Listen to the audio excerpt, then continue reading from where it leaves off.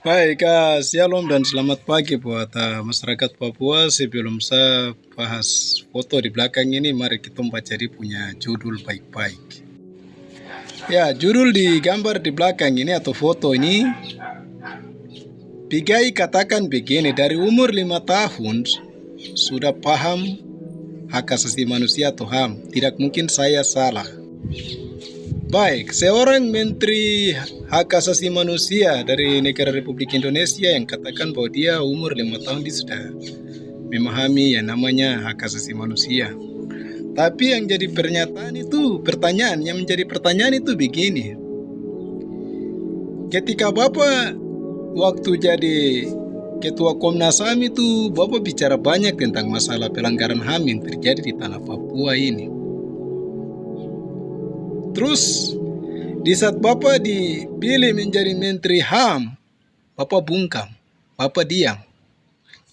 Bapak bilang 5 tahun Bapak sudah memahami atau sudah mengerti yang namanya HAM ini.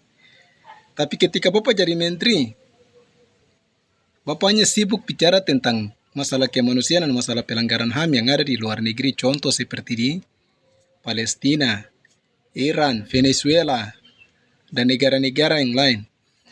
Terus Bapak punya masyarakat Papua yang dari 7 wilayah adat, ini terlebih khusus di daerah Lapago dan Mepago, dan juga wilayah pesisir yang lain, yang mengalami masalah pelanggaran HAM saja Bapak bungkam, Bapak tidak bicara. Padahal Bapak punya rambut keriting, kulit hitam sama dengan kami orang Papua. Bapak juga orang Papua asal suku Me. Bahaya, parah ini.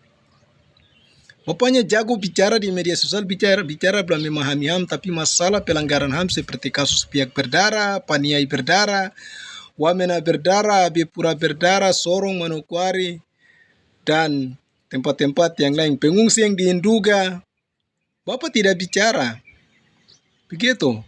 Bagaimana dengan masyarakat adat yang merontak dan berteriak untuk membela tanah adat mereka yang dirampas oleh negara ketika adanya kehadiran investor asing untuk mengambil alih atau PSN dan juga pos-pos militer yang dibangun hampir di seluruh tanah Papua ini, Bapak diam. Jadi Bapak punya statement yang Bapak bicara itu omong kosong sudah. Stop bikin bahasa ini untuk bikin diri benar atau membela diri. Seakan-akan Bapak ini lebih memahami HAM.